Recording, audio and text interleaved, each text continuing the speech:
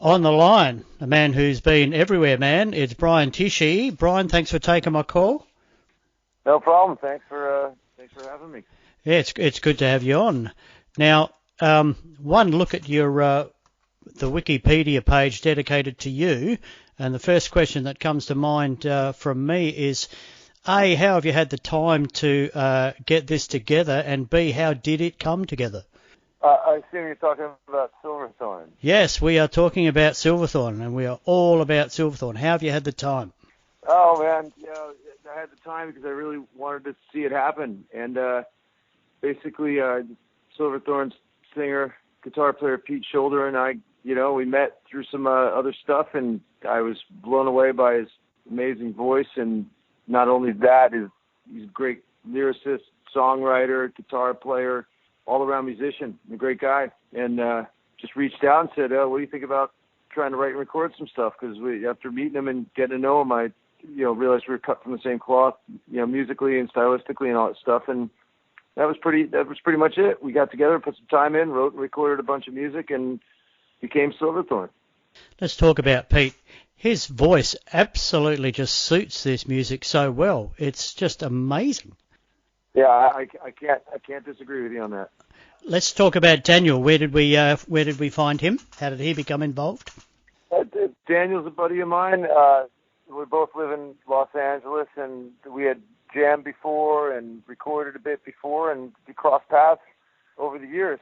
So when it came time to, need a bass player, he was one of the first guys I thought about, and luckily he was into what he heard and really liked what we were doing and was available. So this was last year, about nearly a year ago, and we all got together and played a bit and got the videos together, the photos for the press and for the EP, and hung out, and he and Pete hit it off as well. So yeah, man, he's a great guy, a great player. He's just one of my buddies I've known for a while. There must have been a time pretty early on when you're rehearsing and jamming these songs out where you must have looked at each other and just had that look in your eye and realised you were onto something really special. Was that the case? Like anybody that gets together and wants to start a new project, new band, you're hoping all you're going for is to be excited. You just want to see if you're getting excited by what you're coming up with, and we were, and we have a great time writing, and a lot of this stuff was, the songwriting process wasn't really a band in a room. It was more Pete and I hanging out with some acoustic guitars and just throwing ideas back and forth. And whenever Pete and I are together, we don't really have any, we're pretty one-track minded. And we also know our time is valuable when we're together. So it's all music driven, it's all music related, and it's all about being creative. So pretty much everything we do is always focused on, is focused on writing and the big picture of the band. So I have a studio house with all my stuff, recording gear and drums and guitars, everything's there. So when Pete comes out, we would just get together there and put as much time in as we could, just writing. And whenever inspiration strikes, we're able to not have to worry about calling up engineers or producers or booking studio time. We're already there. Everything's turned on, ready to go. So as soon as we feel we have an idea worthy of moving forward with, we throw the drums down and do everything ourselves, self-produced and self-engineered and self-mixed and all that kind of stuff. So we just take advantage of it, and to me it's like a vacation because I'm getting to do exactly what I want to do, and I have no pressure from anybody on the outside. So to me that is a vacation when I get to just be creative and musical. Been able to hear 5 songs. Was that all we put down? The 5 songs in the EP were more or less what we felt was the best representation of where we were at when we recorded together and when we wrote together. But there's probably another record sitting there right now, like not recorded, but ideas demoed up and ideas that we know we want to get to real soon. There's a ton of them. I mean, there was a ton of ideas when we first got together. But we picked out what we thought was the best representation of where we were at the time. And but But since then, we've done more writing and recording, and I can't wait to get a full LP out, for sure. Absolutely. Neither can I. I was very impressed when I heard this and was, you might say, a little disappointed there were only 5. So, yes, I'm hanging out for the next lot myself. Yeah, I wish we had the time, because we were a little under the gun time-wise to get the EP together, and it was simply because I had already agreed to do a tour in Japan, which took me away from home for 4 months. So set all this up properly and do it right. We figured it would be best to start with an EP, and there's so many people out there that aren't concerned with LPs anymore. We just kind of took advantage of the fact that it would have it would have been a little bit more pressure to come up with finishing writing and recording of what we felt were the best songs, and then on top of that, getting the videos and the artwork and the photos and doing all that stuff. We really only had a couple months, and Pete lives in the UK, and Daniel and I are here in Los Angeles, so it's not like we can just all wake up one day and meet, whenever we're free. It's a little bit more involved. So yeah, we just went with the EP thing for now, but it's also nice in looking back, because now that it is an EP out, most of those songs were from last year, and we have a lot of new stuff. So it's pretty cool to see the response, the very favorable response it's been getting, and it can be nice and reassuring, and sort of help you move along to that next place in your songwriting. Okay, cool. People are enjoying this. It gives you that little extra bit of confidence, and and we've been growing as songwriters together. Now we're used to each other. We know how to work together, so we think it should only get better. Yeah, absolutely. What's happening on the live front? Are you taking this on the road? Have you got time to take this on the road? Yeah, being a new band, it's a total uphill battle.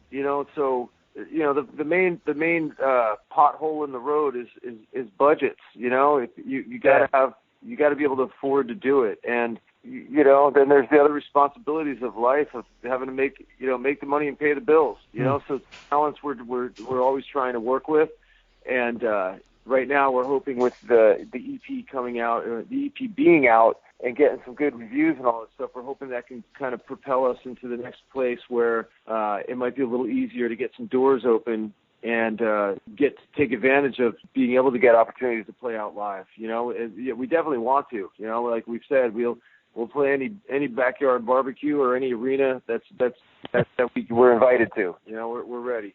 Well, you've certainly got a good review for the EP from me. On the track Movin', what a groove that's got. Was that just you and Peter writing that one as well? Yeah, that was one of these. I love telling stories like this if anybody's interested, because it's just, I love the art of songwriting and the process, because you're sitting there with nothing and you have thin air in front of you. There's nothing but air, and then somehow you're throwing ideas back and forth, and who knows where it's going to go. But in the case of Movin', Pete had this little riff, which is the main riff in Movin', and we were just kind of going back and forth with ideas, and we had a piece of paper with names we had given ideas, and I think I said to him, what was this Hendrix Band of Gypsies riff? What was that? And he went, oh, that was this one. And he went, na, na, na, na, na, na, na.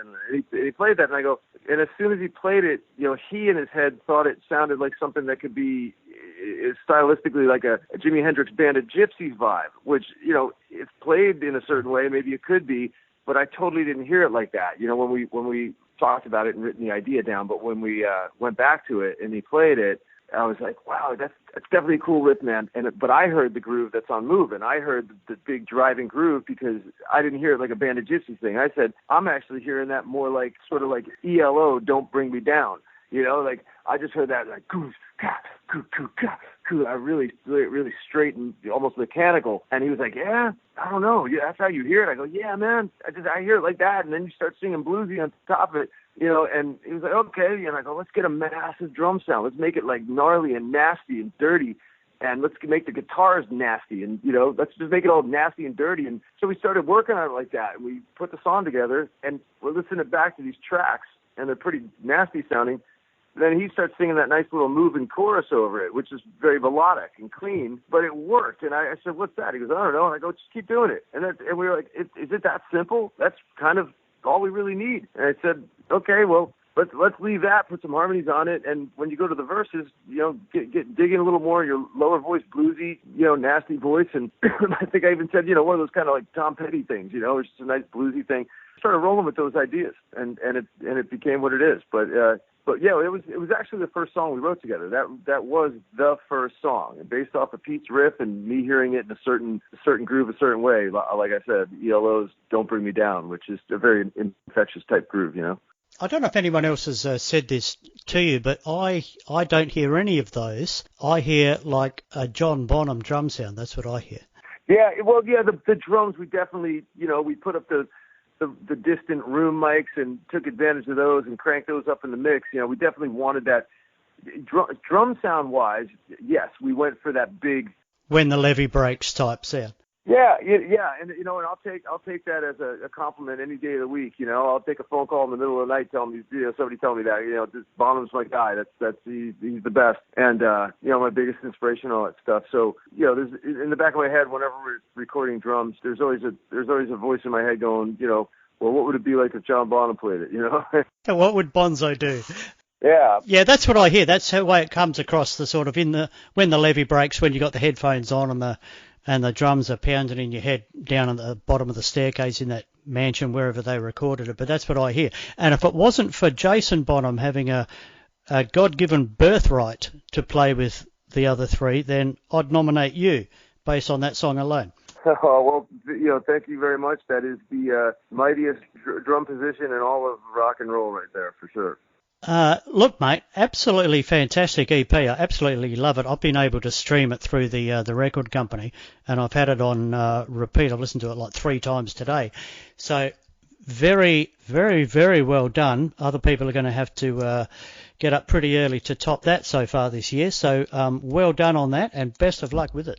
Well, thank you very much. It means a lot, man. It really does, because until it's out there for everybody to hear, it's nice when it's not just a single anymore. There's actually, there's a little story to be told there. There's 5 songs that represent a point in time, and hopefully they play well together, and people enjoy them as a cluster of songs, and that's all you can hope for. And yeah, man, I wish there were 5 more, which there will be soon. There'll be 10 more soon, but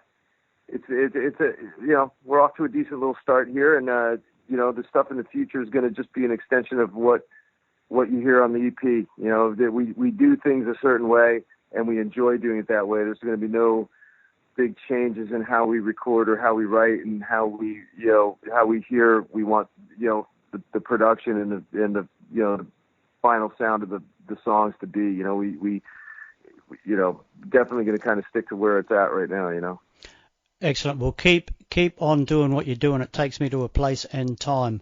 Well done with it. And Brian, thanks so much for taking my call. Cool. Thank you very much.